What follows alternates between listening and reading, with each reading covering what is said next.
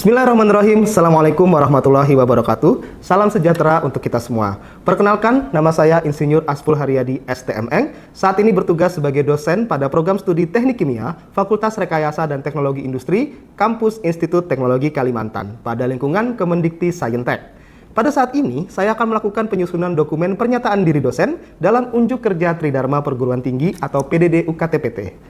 Saya akan menyampaikan mata kuliah bidang keahlian saya, yaitu neraca energi, dengan kode mata kuliah TK201406 dengan beban kredit 3 SKS. Mata kuliah ini dapat diambil bagi mahasiswa Teknik Kimia semester 3 yang dilakukan secara luring atau tatap muka sebanyak 16 kali pertemuan. Selain itu, proses pembelajaran juga dilakukan secara asinkronus melalui e-learning yang dapat diakses melalui kuliah.itk.ac.id. Dalam LMS tersebut, mahasiswa dapat melakukan presensi, mengunduh RPS, mengakses bahan perkuliahan, serta mengunggah tugas atau asesmen secara online. Adapun deskripsi singkat dari mata kuliah neraca energi, yaitu mata kuliah ini membahas prinsip-prinsip dasar dalam perhitungan neraca energi dalam proses-proses teknik kimia. Mahasiswa akan mempelajari bagaimana energi dipertukarkan dalam sistem, serta bagaimana melakukan analisis dan perhitungan untuk memastikan konservasi energi dalam berbagai operasi unit di industri kimia. Melalui mata kuliah ini, mahasiswa diharapkan mampu menyusun dan menyelesaikan neraca energi untuk sistem teknik kimia, mengidentifikasi peluang efisiensi energi, dan memahami peran penting energi dalam pengoperasian dan desain proses industri kimia yang efisien dan berkelanjutan. Capaian lulusan yang dititipkan pada mata kuliah ini tertuang pada 2 butir CPL, yaitu yang pertama pada CPL 6. Mahasiswa mampu memahami konsep sains alam dan prinsip aplikasi matematika rekayasa pada analisis dan perancangan proses, sistem pemrosesan, dan peralatan yang diperlukan untuk mengubah bahan baku menjadi produk yang memiliki nilai tambah. Serta dituangkan juga pada CPL nomor 7, yaitu mahasiswa mampu menguasai prinsip sains rekayasa, teknik perancangan proses, sistem pemrosesan, dan peralatan yang diperlukan untuk mengubah bahan baku menjadi produk yang mempunyai nilai tambah.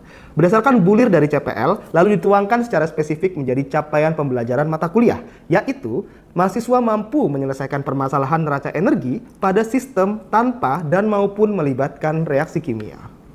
Dari capaian pembelajaran mata kuliah yang telah tertuang pada RPS, selanjutnya dispesifikkan menjadi 3 sub CPMK, yaitu yang pertama, mahasiswa mampu menyelesaikan permasalahan neraca energi pada sistem tanpa melibatkan reaksi kimia. Sedangkan sub CPMK yang kedua, mahasiswa mampu menyelesaikan permasalahan neraca energi pada sistem yang melibatkan reaksi kimia umum. Serta sub CPMK yang ketiga, yaitu mahasiswa mampu menyelesaikan permasalahan neraca energi pada sistem yang melibatkan reaksi kimia, khususnya sistem pembakaran.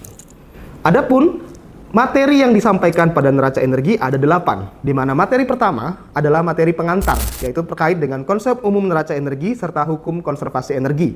Yang kedua, neraca energi pada sistem terbuka maupun sistem tertutup. Yang ketiga adalah neraca energi pada unit operasi dengan perubahan suhu, seperti pada unit operasi heater ataupun cooler. Yang keempat adalah neraca energi pada unit operasi dengan perubahan tekanan.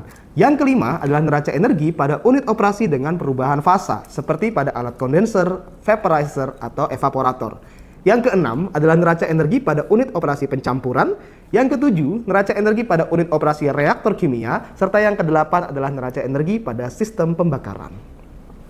Metode pembelajaran yang saya terapkan bersifat aktif, partisipasif, dan berbasis pada pengalaman nyata. Di antaranya ada 4 metode, yaitu ceramah interaktif. Digunakan untuk membangun pemahaman konseptual mahasiswa terhadap teori neraca energi melalui penjelasan langsung yang diselingi dengan tanya jawab dan contoh aplikatif. Yang kedua adalah cooperative learning melalui small group discussion. Metode ini mendorong mahasiswa untuk bekerja sama dalam kelompok-kelompok kecil guna menyelesaikan studi kasus sederhana dengan pendekatan praktik ke teknik kimiaan yang relevan, sehingga meningkatkan kemampuan berpikir kritis dan juga kolaboratif. Yang ketiga adalah metode discovery learning. Pada metode ini diterapkan untuk mempertajam penalaran dan kemandirian mahasiswa dalam menentukan serta menyusun neraca energi berdasarkan hasil dari praktik lapangan yang dapat diperoleh melalui evaluasi proyek laporan magang ataupun tugas akhir mahasiswa. Termasuk pada metode ini menganalisis efisiensi sistem berdasarkan prinsip konservasi energi. Serta yang terakhir adalah penguatan dan pengayaan materi melalui latihan terstruktur atau structured exercise. Tujuannya untuk menstimulasi mahasiswa dalam mengkaji kembali materi-materi yang telah disampaikan melalui tes-tes tertulis yang diberikan untuk memperoleh umpan balik dan refleksi daripada pembelajaran. Referensi pembelajaran meliputi buku referensi atau handbook, artikel ilmiah, laporan magang industri, tugas akhir mahasiswa termasuk yang berkaitan dengan penelitian saya di bidang energi. Semuanya dapat diakses secara bebas pada Learning Management System ITK, kuliah.itk.ac.id. Komponen penilaian yang diterapkan pada kuliah neraca energi ada 5 komponen. Di antaranya yang pertama yaitu diskusi dan partisipasi aktif dengan bobot 10%. Pada penilaian ini diharapkan mahasiswa dapat berpartisipasi aktif dalam kegiatan small group discussion. Yang kedua adalah kuis dengan sebanyak 2 kali, dilaksanakan pada minggu ke-5 dan juga minggu ke-12 perkuliahan. Yang ketiga adalah tugas kajian kelompok, digunakan untuk mengevaluasi neraca energi berdasarkan praktik industrial dari laporan magang atau tugas akhir dengan bobot 25%. Yang keenam adalah ujian tengah semester dengan bobot 20%, serta yang terakhir adalah ujian akhir semester dengan bobot 25%. Rencana penugasan diberikan dengan penjelasan terkait tujuan, substansi evaluasi, teknis pelaksanaan dan pengumpulan tugas yang juga diberikan rubrik penilaian dengan jelas. Melalui pendekatan ini, saya berupaya untuk tidak hanya mentransfer pengetahuan, tetapi untuk menumbuhkan kemampuan mahasiswa dalam berpikir kritis, bekerja kolaboratif, serta adaptif terhadap kasus-kasus terbaru mengenai konsep penyelesaian neraca energi, guna efisiensi energi yang berkelanjutan. Saya gunakan rubrik penilaian yang jelas dan juga terukur, serta hasil evaluasi yang sangat transparan untuk saya sampaikan kembali kepada mahasiswa sebagai proses umpan balik. Dengan pendekatan ini, saya berkomitmen untuk menciptakan pembelajaran yang berpusat pada mahasiswa. Pada tahap berikutnya, saya akan tampilkan video pembelajaran pada mata kuliah neraca energi. Oke. Bismillahirrahmanirrahim. Assalamualaikum warahmatullahi wabarakatuh. Waalaikumsalam warahmatullahi wabarakatuh. Selamat pagi. Pagi siap berenergi. Luar biasa, tepuk tangan untuk kita semua. Alhamdulillah, terima kasih banyak teman-teman sudah hadir pada kelas kita pada pagi hari ini. Sebelum kita memulai perkuliahan, alangkah baiknya mungkin kita awali dengan berdoa agar segala hal yang kita pelajari pada hari ini dapat berkah tentunya ya. Berdoa menurut kepercayaan masing-masing, berdoa dipersilahkan. Amin, doa dapat dicukupkan. Oke, tak terasa kita sudah masuk perkuliahan minggu ke-12 ya. Jadi kurang lebih 4 minggu lagi kita sudah selesai perkuliahannya untuk UAS. Sejauh ini teman-teman sudah melakukan beberapa asesmen ya. Sudah kuis, sudah UTS, dan juga ada beberapa tugas. Sejauh ini bagaimana nilai-nilainya? Aman? Yang benar. Ya, semoga sesuai ya dengan pemahaman dan capaian pembelajaran teman-teman masing-masing. Oke, jadi pada hari ini kita akan melanjutkan perkuliahan neraca energi, di mana kita sudah masuk ke seri yang ketiga. Jadi seri pertama kemarin sesuai dengan CPMK pertama kita mempelajari neraca energi tanpa reaksi kimia. Seri 2 kita mempelajari dengan reaksi kimia. Dan yang ketiga masih dengan reaksi kimia, tapi wabil khusus yang kita bahas hari ini adalah terkait dengan aplikasi pada proses pembakaran. Ya. Ini adalah overview ya, jadi 3 materi yang saya sebutkan tadi, ini CPMK 1, jadi teman-teman sudah mempelajari yang tanpa reaksi dan juga properti entalpi yang terlibat di dalamnya. Baik itu juga dengan reaksi maupun yang hari ini kita pelajari adalah neraca energi pada bahan bakar. Nah, sebelum saya lebih dalam, adakah dari rekan-rekan semua yang bisa menyebutkan dan menjelaskan 4 komponen entalpi? Oh, boleh, silakan Azhar. Izin masuk Pak, saya mempelajari di metode 2108. Jadi untuk entalpi kita ada 4 Pak. Ada 4. Pertama ada sensible heat. Sensible heat. Ini panas reaksi itu suhunya yang berubah. Jadi panasnya di sini suhunya saja yang berubah. Oke. Lalu untuk latent heat itu dia ada beberapa fase di dalamnya. Oke. Terus yang selanjutnya itu ada reaction heat, yang dimana panas ini dia diakibatkan oleh diakibatkan oleh reaksi. Oke. Panas yang terjadi. Lalu untuk yang terakhir ada combustion heat, itu panas yang terjadi akibat pembakaran. Oke, sip. Nah, adapun untuk materinya teman-teman bisa akses pada buku Felder edisi keempat chapter 9. Silakan boleh diakses sekarang di chapter 9. Bisa diakses melalui LMS ataupun PPT saya yang sudah juga ada di LMS. So, hari ini topik pertama terkait dengan neraca energi pada sistem pembakaran yang kita bahas adalah fuel and combustion. Fuel adalah bahan bakar, combustion adalah pembakaran. Jadi teman-teman melalui perkuliahan hari ini akan mempelajari jenis-jenis bahan bakar dan juga sistem pembakaran yang terlibat. Ada 3 jenis fuel, seperti juga fase ya. Jadi fuel itu juga ada 3 jenis. Ada solid, liquid, sama gas. Dan kita sudah tentunya sangat dekat ya dengan bahan-bahan bakar tersebut dan sudah kita gunakan. Tapi untuk perkuliahan kita hari ini, kita akan fokus untuk fuel burn atau bahan bakar yang dibakar pada power plant.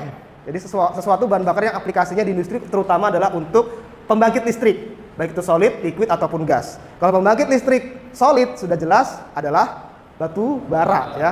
seperti yang kita tahu ada PLN dekat kampus kita ya, PLN Kaltim Teluk, itu menggunakan batu bara. Intinya fuel itu teman-teman adalah segala sesuatu yang bisa dibakar. Ya, ingat kuncinya kalau reaksi pembakaran selalu sesuatu bahan bereaksi dengan oksigen menghasilkan CO2 dan H2O. Bahan bakar umumnya biasanya terdiri dari adanya karbon dan hidrogen ya. Misalkan di sini kita punya fuel, maka syaratnya dia harus bisa bereaksi dengan oksigen menghasilkan CO2 gas dan H2O atau uap air ya. Oke. Ini adalah mekanisme sederhananya. Nah, di power plant apakah hanya batu bara? Tidak ya. Jadi beberapa power plant juga bisa menggunakan gas contohnya. Seperti LNG ya. LNG biasanya digunakan untuk skala besar, ataupun kalau liquid biasanya genset itu pakai apa biasanya? Solar ya, diesel ya, itu juga bisa untuk pembangkit listrik. Oke. Next. Kita pelajari yaitu solid, contohnya tadi sudah dibahas adalah batu bara. Nah, batu bara sendiri banyak sekali karakteristiknya. Umumnya batu bara itu dibagi berdasarkan tingkat kalori. Nah, teman-teman yang saya ingin kenalkan, setiap bahan bakar itu punya nilai ini, kalori. Jadi kalori itu adalah berapa besar energi dia per bobotnya. Saya ulang ya, berapa besar energi yang dibawa oleh bahan bakar per bobot daripada bahan bakarnya. Biasanya satuannya adalah kilokalori per kilogram ya. Seperti batu bara itu memiliki beberapa tingkatan jenis batu bara. Ya, jadi semakin tinggi kualitas batu bara, semakin besar pula nilai kalorinya ya, atau heating value ya, nilai bakar, nilai kalori sama ya.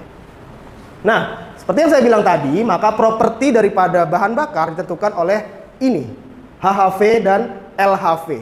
Bedanya kalau L itu lower, kalau H itu higher. Jadi tertinggi dan terendah dari heating value. Nah, ditentukan dari manakah LHV dan HHV? Jadi sebenarnya heating value itu adalah combustible material yang artinya adalah bahan bakar yang pasti bisa dibakar dan didapatkan dari nilai delta Hc. Makanya tadi di pengantar saya sempat singgung delta Hc. Nah, jadi delta LHV itu akan sama dengan minus delta Hc. Jadi nilai LHV atau nilai kalori daripada bahan bakar L-nya itu sama dengan nilai dari heat of combustion dari bahan bakar itu ya. Heat of combustion bisa teman-teman akses melalui appendix ya yang ada di tabel B2. Nah, sekarang bedanya apa? Kenapa kalau HHV, kalau teman-teman perhatikan di sini, HHV itu adalah LHV ditambah HV apa ini? Delta HV tadi. Entalpi apa? Laten ya. Jadi HHV itu adalah LHV ditambah panas penguapan air. Pertanyaannya kenapa kalau HHV ditambah penguapan air? Karena tidak semua bahan bakar itu kondisinya kering. Contoh batu bara. Batu bara itu pasti memiliki kadar air ya. Nah, kalau ketika atau moisture tepat sekali. Nah, ketika batu bara itu diukur kalorinya ya, tanpa dikeringkan, maka kalori yang terbaca, ini alat pengukuran namanya bomb kalorimeter ya. Jadi ketika kalori batu bara itu diukur dalam kondisi batu bara tidak dikeringkan, maka panas yang ditimbulkan itu tidak hanya dari pembakaran, tapi juga panas dari penguapan air. Ya, makanya HHV itu adalah bisa dibilang kalori mentahnya. Jadi kan bahan bakar kalau dari asal-usul aslinya sudah mengandung air, maka kalori yang terbakar itu adalah kalori bahan bakar itu sendiri dan juga si air. Nah, kalau misalkan uap airnya sudah tidak dianggap, maka itu adalah LHV. Clear? Clear everyone? Clear ya? Oke. Itu kira-kira adalah penjelasan singkat terkait dengan LHV dan HHV. Ya, ini adalah sebuah example ya, bagaimana kita menghitung heating value. Silakan diperhatikan teman-teman kasusnya. Ya, unnatural gas. Natural gas 85% metan dan 15% etan. Metan berarti C1 ya. Kalau etan C2 ya. Jadi bahan bakar ada C1 sama C2. Kemudian di sini diketahui heat of combustion dari masing-masing senyawa. Kalau CH4 dibakar delta Hc-nya sekian. Kalau etan dibakar delta Hc-nya sekian. Ini campuran ya, 85 sama 15%. Hitunglah berapakah nilai heating value dari natural gas tersebut. Sampai sini memahami soalnya oke? Oke ya, jadi campurannya adalah 85 dan 15. Oke. Sekarang kita ke pengerjaannya. Jadi hanya ada 3 step pengerjaannya ya. Step 1 ya. Step 1 itu adalah kita mengubah dulu. Jadi rumusnya apa? Rumus dasarnya. Kalau campuran, kalau HHV campuran tadi sama dengan sigma Xi kali HV ya. Ini harus dalam fraksi massa ya. Sedangkan di soal ya, itu diketahui adalah fraksi mol. Jadi kalau gas, kalau persen gas itu mol biasanya, bukan massa. Jadi kita harus ubah dulu dia menjadi massa. Caranya gampang ya. Kita anggap aja pakai basis. Kita pakai basis 1 mol ya. Dari basis 1 mol kita ubah dia menjadi massa. Gimana cara mengubah mol dari massa? Dibagi atau dikali? Ayo. Mol sama dengan massa per ml, maka mol sama dengan massa ya kita cari ya. Massa sama dengan mol dikali. Kan tadi basis 1 mol. Berarti kalau 85%, molnya ada berapa? 0,85. Ya, jadi tinggal dicari satu-satu ya. CH4 adalah 0,85 dikali dengan MR-nya, yaitu berapa tuh? 12 tambah 6, 16 ya. Nah, ya. Kemudian satunya apa tadi? Etan ya. Sisanya berarti ya. Kali etan berapa tuh? 30. 30? Oke. Oke. Ya. Saya hilang ya satuannya. Sudah ketemulah nanti 13,6 gram, di sini 4,5. Tinggal kita cari massa totalnya, oke? Ketemu massa totalnya adalah 18,1 gram. Lalu tinggal kita ubah untuk mencari fraksi massa. Gimana mencari fraksi massa? Massa komponen dibagi massa total ya. Berarti kalau CH4 tinggal 13,6 dibagi 18,1. Ketemu adalah 0,751. Berarti karena cuma 2 komponen, etannya pasti sisanya ya. Karena cuma 2 komponen, berarti sisanya adalah 0,249 ya. Gampang ya, seperti perhitungan neraca massa pada umumnya. Oke. Step 2. Next. Baru kita hitung HHV per komponen ya. Ingat tadi kalau yang diketahui di soal apa? Ada nggak diketahui di soal LHV-nya? Tadi belum ada kan ya? Yang diketahui apa? Heat of combustion. Jadi baru delta HC. Berarti kita bisa cari LHV per komponennya sama dengan minus delta HC ya. Tinggal dimasukin aja satu-satu ya. Karena di sini minus, delta HC kan juga minus ya. Gini toh, sekian ya. Maka hasilnya nanti pasti positif. Seperti yang terlampir pada layar teman-teman ya. Jadi HHV adalah LHV plus entalpi laten dari uap air. Nah pertanyaannya, entalpi laten uap airnya lihat di mana? Entalpi uap airnya ini dihitung pada saat referensi. Yaitu suhu referensi kita adalah suhu 25. Jadi bisa dilihat di steam table ya. Steam table ataupun bisa dilihat di delta HV H2O pada suhu referensi. Lalu di sini di manakah angka 2/1 ini dari manakah? Kita lihat kembali coba di reaksi di soal ya. Nah, jadi di persamaan reaksi ini kan menghasilkan uap air. Nah ini perbandingan molnya teman-teman. Jadi misalkan CH4 1 menghasilkan 2. Jadi kan tadi rumusnya adalah, saya tulis ulang ya, HHV sama dengan LHV plus mol dikali delta HV kan? Ya, molnya ini adalah perbandingan. Contoh misalkan reaksi 1, berarti airnya adalah 2 mol untuk setiap 1 mol CH4. Oke, bagaimana kalau yang C2H6? N-nya berarti berapa berberapa? 3/1. Oke, clear. Gitu ya. Jadi kalau kita kembali lagi di ini ya. Nah, bisa dilihat di sini. Jadi LHV adalah sesuai reaksi pembakarannya ditambah rasio molnya dikali dengan HVAP daripada H2O pada referens. Ya, ini sama ya nilainya karena pakai referensi. Baru di sini supaya satuannya di sini adalah per gram atau per massa, di sini kita bagi dengan MR. Jadi di sini rumus yang di akhir ini, Pak rumusnya kan cuma ini tambah ini. Kenapa kok di sini dikali ini? Ini adalah dibagi MR atau dikali 1/MR. Oke? Sehingga di step akhir kita bisa memperoleh nilai HHV tinggal kita kalikan fraksinya ya. Jadi fraksi CH4 dikali HHV ditambah fraksi C2H6 dikali HHV. Sehingga ketemu nilai akhirnya adalah 54,7 kJ per gram. Namanya campuran, pasti HHV-nya ada di antaranya ya. Misalkan CH4 nih, kan maksimal 55. C2H6 maksimal 52. Berarti harusnya nilai campurannya adalah di antara mereka. Makanya ketemu di sini 54,7. Silakan dicermati terlebih dahulu pengerjaannya. Boleh dicatat jika diperlukan. Nah, diperhatikan terlebih dahulu ya. Let's discuss habis ini ya. Oke. Silakan membuat lingkaran ya atau bersebelahan juga boleh dengan membentuk tim terdiri dari 3 sampai 4 orang. Nah, orang teknik kimia itu nggak boleh cuma bisa ngitung, tapi juga harus bisa melakukan analisis. Maka mari kita melakukan analisis dengan studi kasus sebagai berikut. Pakai PLN yang dekat dengan kampus ya. Jadi di sini, kalau tadi kan natural gas ya. Sekarang kita menggunakan kasusnya adalah PLTU. U itu apa tadi? Uap ya, steam. Berarti dari batu bara ya pembakarannya. Sini dia memiliki kapasitas pembangkit 2 kali 100 MW. Beroperasi 24 jam. Nah, konsumsi batu bara selama ini mereka menggunakan batu bara teman-teman ya, dengan konsumsi harian 0,45 kg per kWh. Dan nilai kalori batu bara itu adalah 5.000 kalori. Ini adalah rata-rata ya. Dan harganya adalah 1.800 per kilogram. Nah, sekarang kalau teman-teman mengetahui program SDG ya, kita harus sustainable energy, harus sustainable environment juga. Jadi makanya salah satu program capaian yang ingin dicanangkan itu melakukan co-firing. Co-firing itu artinya adalah pembakarannya dicampur dengan bahan bakar lain yang dianggap lebih ramah lingkungan. Itu namanya co-firing. Ya, jadi kalau di awalnya batu bara dicampur dengan bahan bakar lain yang dianggap lebih sustainable. Di sini dia menggunakan cangkang sawit.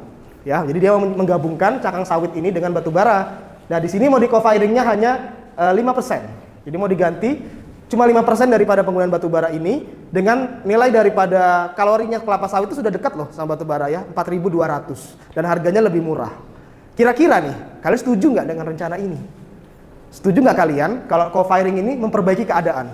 Bisa menghemat ya, namanya kita melakukan modifikasi kan harapannya pasti lebih hemat ya. Kan harapan pertama tadi lebih ramah lingkungan, yang kedua adalah lebih hemat secara pengeluaran. Silakan lakukan kajian dengan tim kelompoknya, bandingkan biaya bahan bakar harian dengan dan tanpa co-firing. Dan berapakah potensi penghematan biaya bahan bakar per hari?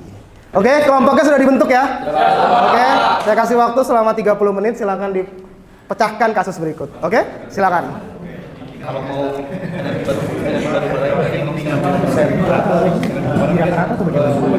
di rata-rata, kalau mau nyari energi batu bara plus 5% biomasa berarti 95% batu bara dikali sama 5.000 ditambah sama kalori biomasa dikali 5%.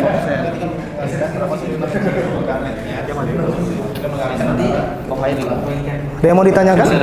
Penjelasan kasusnya. Oke, sudah habis ya waktunya? Sudah selesai semuanya? Oke, untuk kita bisa kaji bersama, maka saya minta ada satu perwakilan dari kelompok yang ingin menjelaskan ke depan. Ada yang bersedia? Ada yang bersedia? Jefferson. Kelompok 2 ya? Oke, boleh silakan dipaparkan ke depan. Tepuk tangan dulu dong. Oke, mari kita perhatikan ya pemaparan daripada tim 2 untuk penyelesaian studi kasus yang sudah diberikan. Silakan Jefferson dan Iza. Oke, baik. Di sini kan kita tahu bahwa kita akan menghitung kebutuhan apabila kita menggunakan full batu bara dengan adanya co-firing atau penghentian jumlah kebutuhan energi termalnya, di mana kita yang pertama harus menghitung berapa sih harga ekonomi jika menggunakan full batu bara dengan heating value dengan kebutuhan panas sebesar 5.000 kilokalori per kilogram. Di mana untuk kapasitas reaktif 360 hari dengan kapasitas dari pembangkit powernya itu 200 MW. Oke. Lalu kesepakatan dari kelompok kalian apakah setuju dengan sistem co-firing dengan batu bara dengan penghematan yang sudah dihitung? Kalau menurut kelompok kami sih Pak, kita setuju Pak, karena dengan adanya pencampuran ini dia ada penurunan sekitar yang bisa dilihat di sini ada sekitar 50-an juta ya? Miliar, korupsi. Oh, miliar ya? Oke. Terus selain penghematan dari sisi kos, kira-kira apa lagi keuntungannya nih dengan adanya co-firing menggunakan biomas? Untuk keuntungan sendiri selain dari harga yang lebih rendah, juga kita bisa mengurangi emisi karbon yang dihasilkan dari penggunaan batu bara secara full. Karena kan seperti yang kita tahu, kita harus mengurangi emisi karbon supaya kita bisa mendukung program energi green di Indonesia. Oke, good. Oke. Dari hasil pemaparan tim 2, apakah ada pertanyaan dari kelompok lain? Silakan. Oke, sebelumnya perkenalkan nama saya Rozan Aktawakil dan kita tidak dipanggil 109 saya bertanya.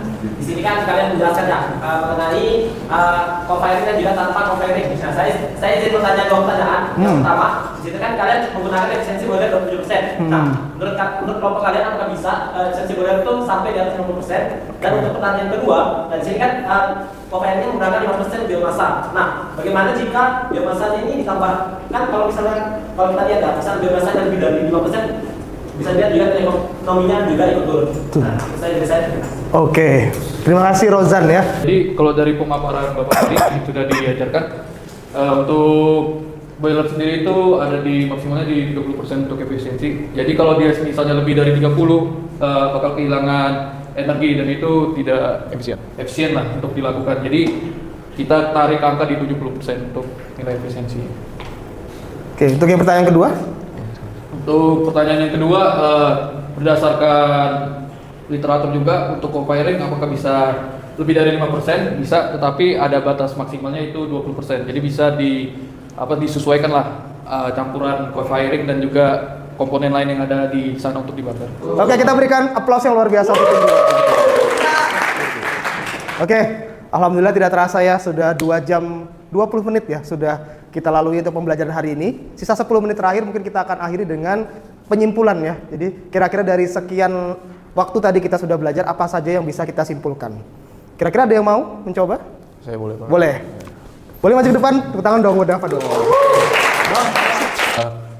Jadi hasil pembelajaran hari ini yang dapat saya simpulkan ya, pada mata kuliah neraca energi kali ini kami belajar mengenai menghitung nilai HHV dan juga LHV dari sebuah bahan bakar, dan juga bahan bakar itu ada 3 jenis berdasarkan fasanya, yaitu ada solid, liquid, dan gas. Dan juga yang terakhir kita juga menghitung evaluasi dari studi kasus, yaitu PLN Kaltim Teluk, yang dimana dia mau merubah konsumsi bahan bakarnya yang awalnya itu dari batu bara menjadi cangkang kelapa sawit. Oke, good. Terima kasih banyak.